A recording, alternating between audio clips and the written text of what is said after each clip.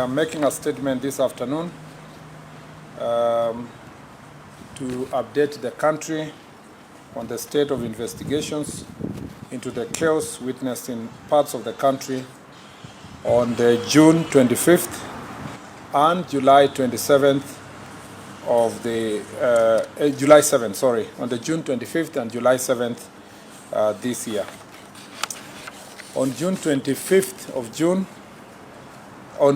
of June 2025 and July 7th of 2025, criminals in different parts of the country visited raw and unprecedented terror on innocent citizens, causing distress, disruption, mayhem, and untold destruction. On these 2 days, marauding gangs of looters and barefaced anarchists broke into private business in multiple parts of the country, thrusting many individuals and families into poverty. Years of hard work and sacrifice were lost in an instant, leaving hard-working Kenyans staring at losses and financial ruin.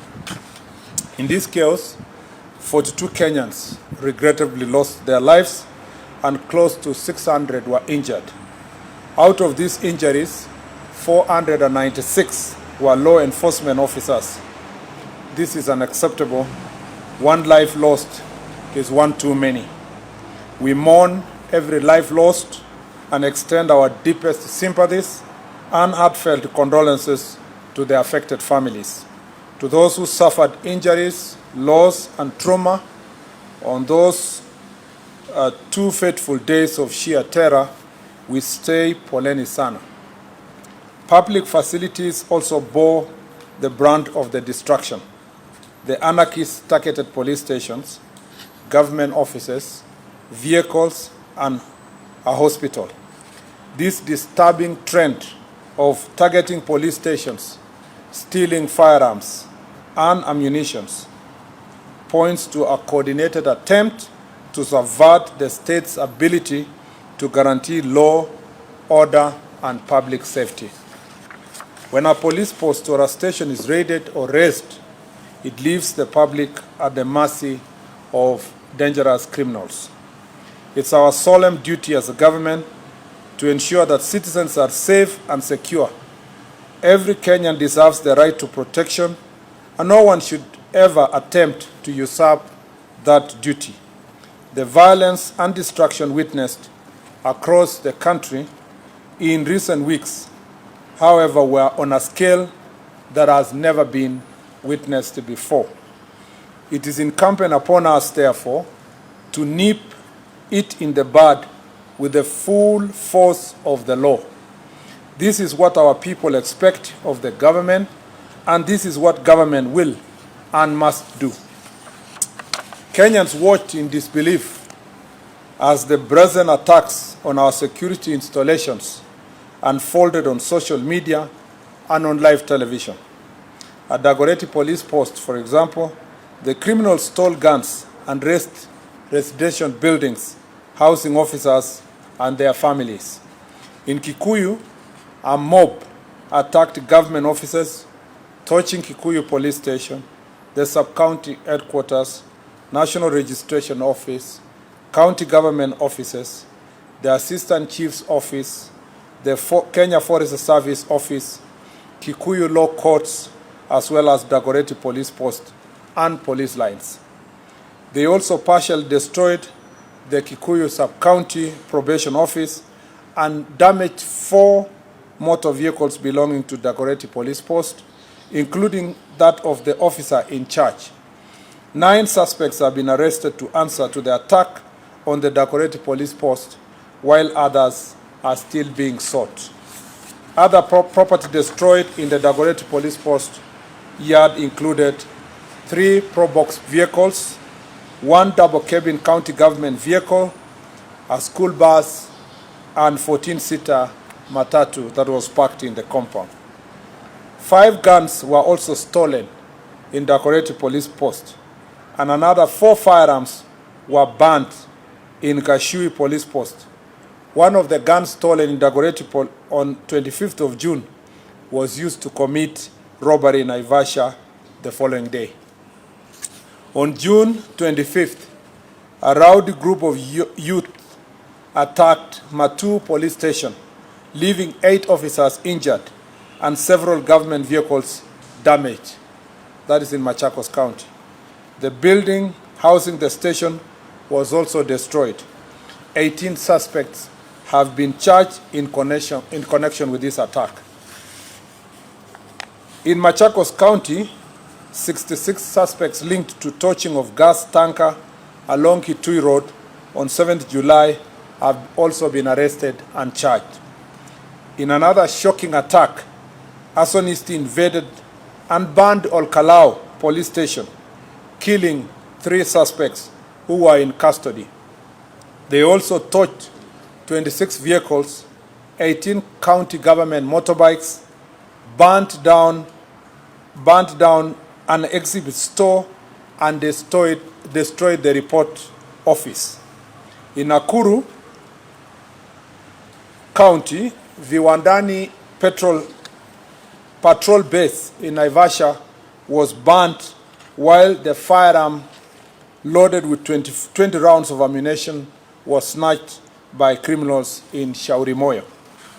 Several other security installations across the country were attacked, leaving citizens exposed, and a total of 16 police stations and police posts were burnt or destroyed on the 2 days of terror.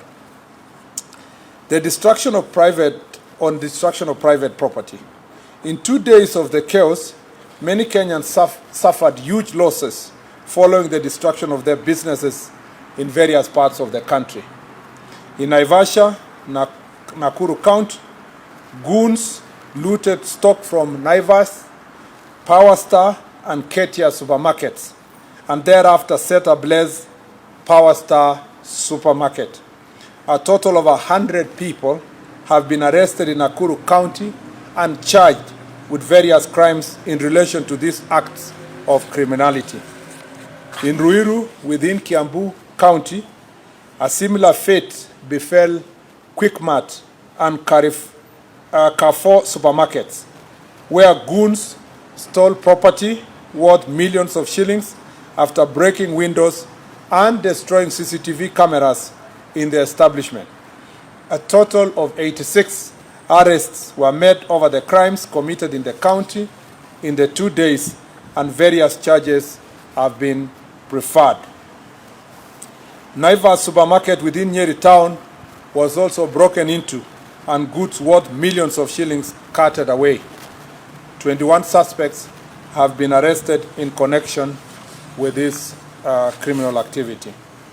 On the same day, a group of rioters invaded Mountain Mall within Kasarani area in Nairobi County, where they looted goods from Naivas supermarket and other shops within the mall.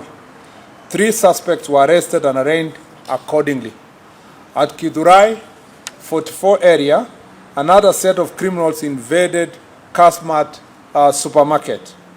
In Eldoret, goons broke into Ketia supermarket and stole goods worth millions of shillings, and 12 suspects were arrested and arraigned. In Meru, a group of thugs set ablaze Muguna's supermarket using suspected petrol bomb. Years of investment went up in flames. The criminal elements stole alcoholic drinks also from the 7-Eleven bar. Selenite supermarket was not spared in the looting and the mayhem. 40 suspects have been arrested in Meru in relation to these criminal acts. In Kirinyaga County, 21 suspects linked to the looting of Nice City supermarket in Mwea town were arraigned.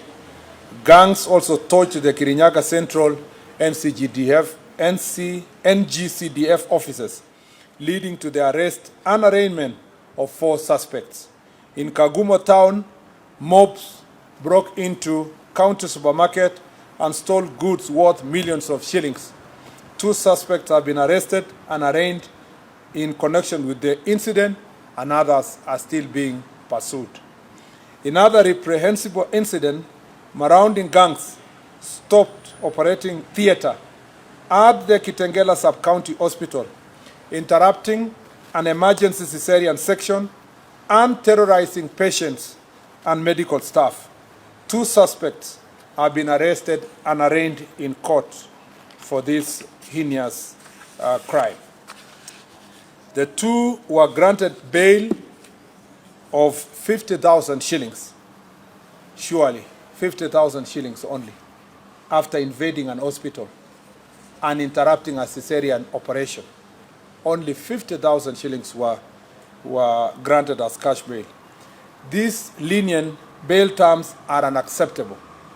It is in hospitals that we seek refuge at our most vulnerable moments, and to infringe on this privacy is an offense most foul. Arising out of these unprecedented attacks, close to 1,500 people have been arrested countrywide and are facing various charges, including terrorism, murder, robbery with violence, sexual assault, arson, malicious damage to property, and targeted attacks on strategic national infrastructure.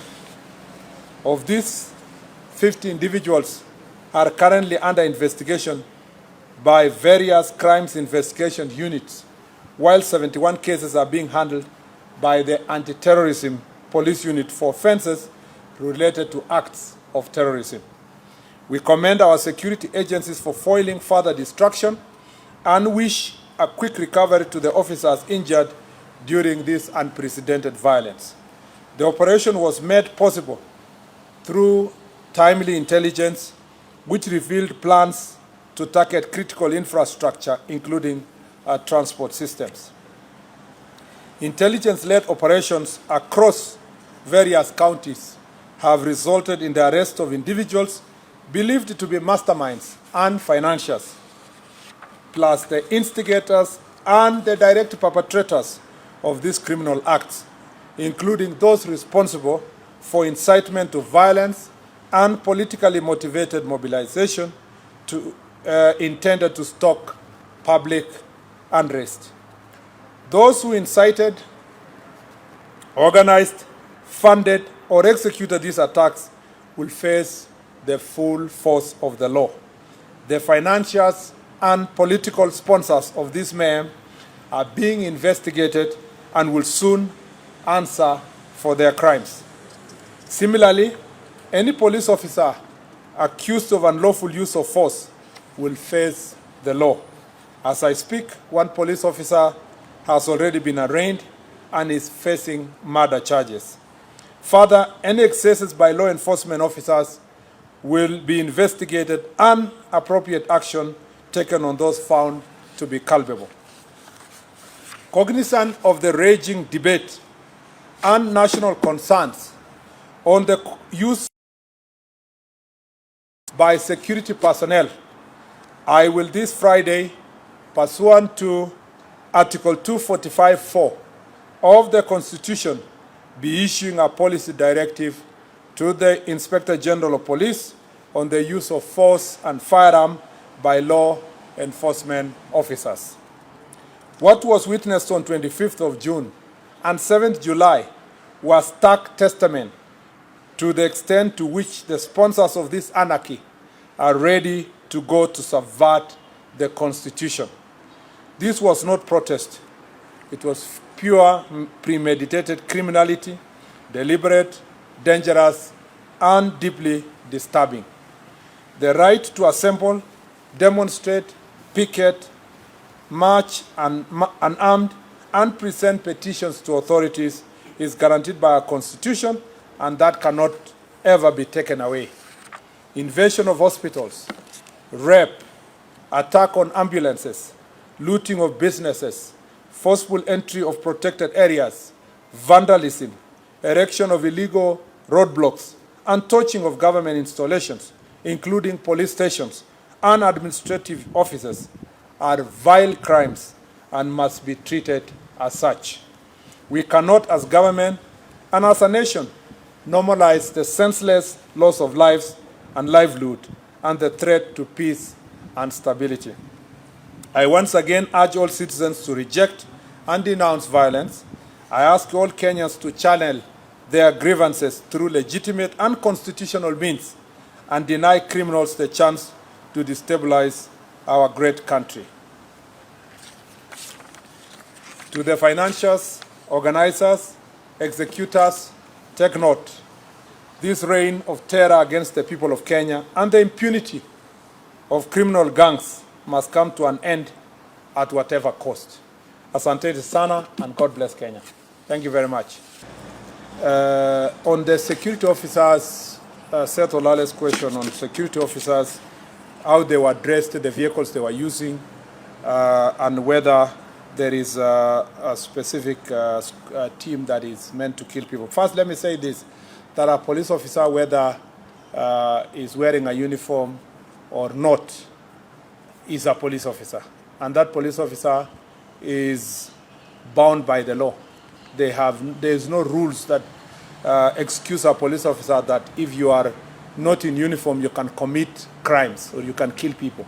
The same law that upholds killing of citizens by a police officer in uniform is the same law that also upholds the same from a police officer who is not in uniform.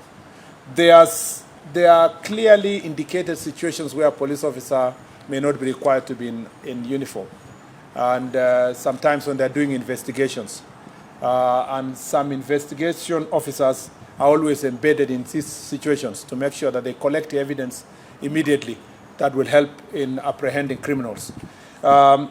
Police officers also, whether they're using a Subaru or walking on foot or using a lorry, are expected also to abide by the law. And that's why we say that any claims that there is a police officer who is killing people, whether he's in civilian or not, must be investigated, and we must ensure that those who have been affected by their actions are brought to justice. So there is no excuse. The dress code of a police officer is not an excuse. In fact, a police officer who sleeps in his house and there is an emergency and he needs to rescue a citizen does not need to wear a uniform. Just wake up and go and rescue, and then do what you need to do as a police officer. Then the rest is, the uniform is just for identification, when you need identification. So the point here I want to make here is that all cases of excesses reported will be investigated equally. Number two is to say that there is no non-police squad that is involved in killing people, at least not in this administration, and not that the cabinet secretary is aware of. It would be unconstitutional and illegal to establish a squad anywhere in Kenya to kill people. All the squads, all the police formations and units in the Republic are intended to protect people, not to kill people. Their responsibility is to protect the citizens of Kenya. On the question of numbers, the 42 are for the 2 days, on the 25th of June and 7th of July. On the 25th, the numbers recorded, an official recorded by National Police Service, is 17. On the 7th, it was 25. And a good question is, how come even after we have blocked the city, the access to the city, more people died? You see, the criminal activities were happening all over the country. And in that situation, burning of supermarkets, invasion of police stations. In fact, more police stations were invaded outside the city than in the city. And you are right to say that there seems to be a new epicenters outside the city for this kind of protest. By the way, I need to say that, and it's in the statement, that this is unprecedented. In the past, we have had, of course, maandamano across the country, but the ones that are targeting specifically police stations, this is the first time that you can really say police stations are being, specifically targeted, which is a very unique phenomenon, and we are concerned, and that's why some people are being charged for terror, because by the time you're going for police station, your intention is not to pass your message. It's not even your intention to loot. Your intention actually is to undermine the institutions of democracy and peace and security with an intention of raining terror to the people of Kenya, so that then you leave them exposed and you instill fear on the citizens that there is no constitutional government in place, and therefore citizens are on their own and they can, have to protect themselves or, from harm, or sometimes also attack other citizens. So at that point, that's why we take seriously the question of terrorism linked to these charges, which has been, it's a subject of debate. It's of course in court, but as a matter of fact, those who read the law should read the Anti-Terror Act and will realize that acts of terrorism include what we witnessed on 25th and 7th of this July. The other thing that I needed to emphasize here in that regard is that the fact that nearly 1,500 people have been arraigned in various courts. And we must thank our courts because they have been cooperative in most of the instances to make sure that we get also relevant time for investigation and so forth. You will realize that this administration means business and the National Police Service means business when we told the public that people will be held into account. I look forward to successful prosecutions and convictions so that the people of Kenya can begin to separate the wheat from the chaff, and so that we can start knowing, separating those who are exercising Article 37 rights in the Constitution and those who are intended in violence. And then, hopefully, then going forward, after we weed out all these criminal acts and they get severe convictions and punishment, Kenyans will go back, criminals will now leave citizens who want to exercise Article 37 of the Constitution to come to the streets, and the police will be escorting them as they do their protests peacefully.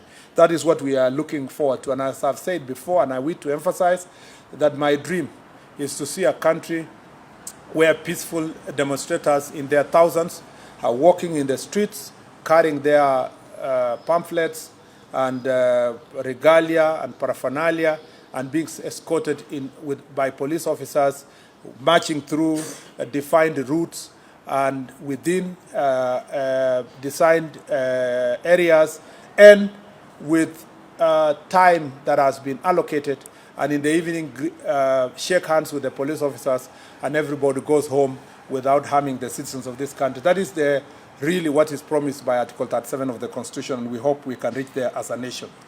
The last question was the investigation in Nyeri and other parts. For those who have been injured, as I've said, investigations are ongoing, and we have demonstrated in the recent past that where there is transgression, even in the part of ourselves or even our police officers, we do not take sides. We will make sure that independent investigation take place, and those who are found culpable are brought to justice.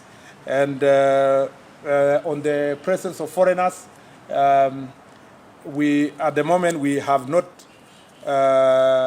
we are yet to deal with that issue fully, but it is true. There is some information that some foreigners who are operating in the city, some of them are involved in various criminal activities, including muggings, including sometimes acts of hooliganism in this town. But the ones who are linked directly to the protest, we will have to look at those who have been charged. And specifically, you see, I have to consult the DCI, and I don't want to consult him here to see if he has arraigned some of those people. But it is true that there are some foreigners in our city who have been involved in the past in various criminal activities. And should we find them also involved in the looting and the destruction that has happened, we'll make sure that they are brought to justice. Asanteni sana. God bless you.